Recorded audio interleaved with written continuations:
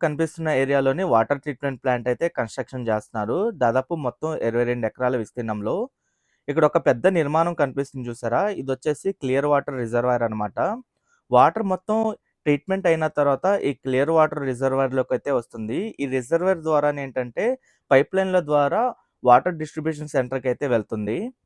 ఇక్కడ ఈ నిర్మాణాలు కూడా ఒక ప్రాసెస్ ప్రకారం అయితే నిర్మిస్తున్నారు.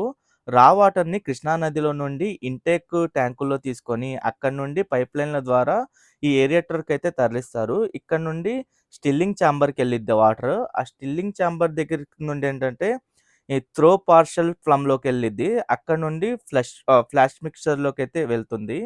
అక్కడి నుండి ఏంటంటే, ఫ్లాకులేటర్ అనే ఉంటుంది.